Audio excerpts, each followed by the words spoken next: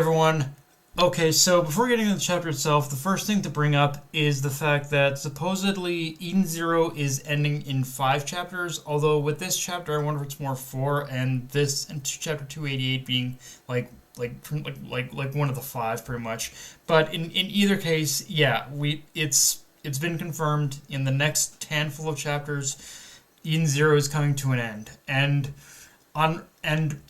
I will be sad to see the series go, but it does actually play into, but with this announcement too, it does kind of play a little bit into my thoughts about this chapter, because I will say right out of the gate, one thing that did kind of irk me a little bit is that because we only have like 4 or 5 chapters left of the manga, I did feel the pacing of this chapter a bit, in the sense where it did feel like Horikoshi rushed a tad bit to the ending.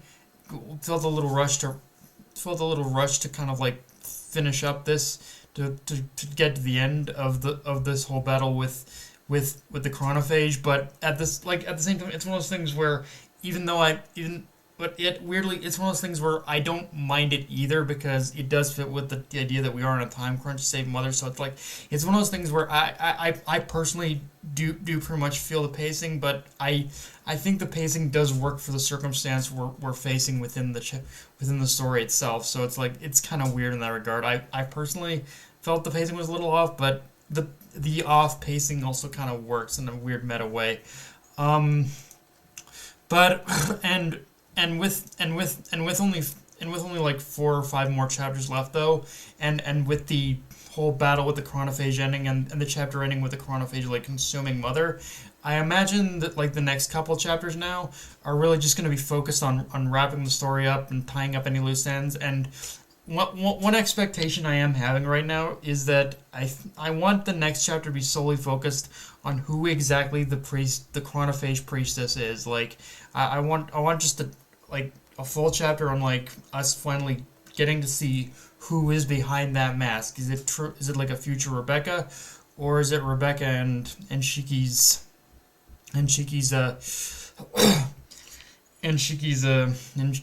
daughter, granddaughter, whatever else. Like I want to know who this person behind the mask is. Like it's got to be either daughter or a future Rebecca, one of those two. And because now with that said, even though I did think the pacing was, even though I did think the pacing was a little bit off, I do kind of like the idea of what Shiki did here, of basically using his gravity in order to pull in the chronophage's like power, so to speak. Like it's a little bit of a weird thing. I didn't, I guess, again, it's one of those things where why didn't Shiki think of this before? But maybe it's one of those things where he needed the power of the overdrive to do it. I don't know, but it's like I do like the idea of him using his power to kind of draw in the chronophage's power. It's a neat little idea of how to stop it.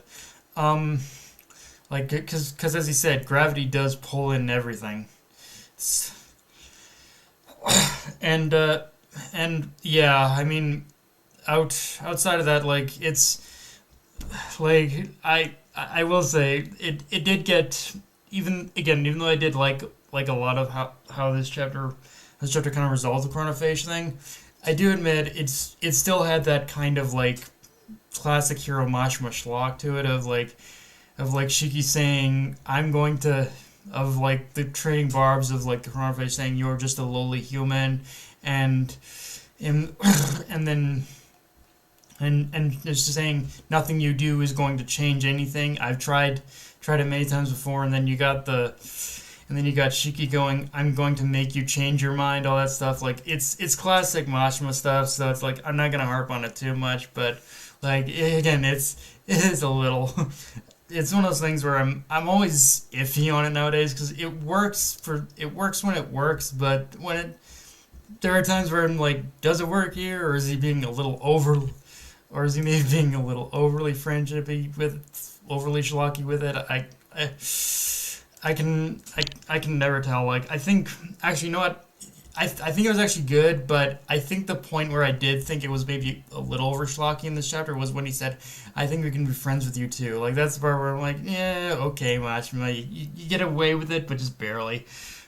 um, but but yeah, outside of that too, like I'm trying to think, like what else could there beyond after this point, like what aside from the whole resolving who the chronophage priestess is, like I'm trying to think after this point, like what other else could there be to resolve? Like what's like the only thing other thing I can think of is I'm curious to see what's going to happen to like all of the universes, all everything we know about like about all the different universes. Is it all just going like because that's one of the big things that's going to be resolved here too is like we pretty much know of all these worlds, all these universes that the crew has been to. So like what's going to happen to all those worlds, all those universes with Mother reverting back to a planet?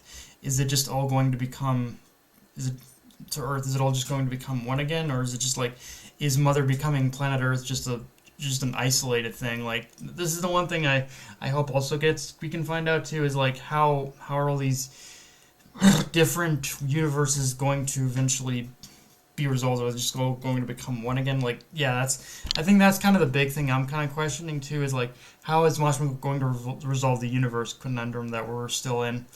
um and yes.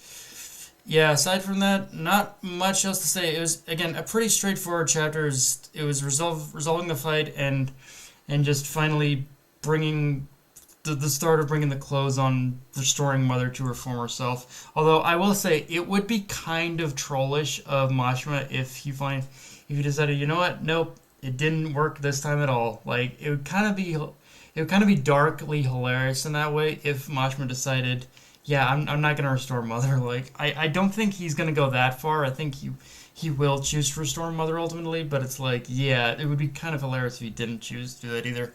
But yeah, guys, that's pretty much all I got for this review. If you enjoyed the video, like, comment, subscribe. Follow me on Twitter, and let's Crunchyroll. Be sure to notification bell, hit the subscribe button, and just share the video around, guys.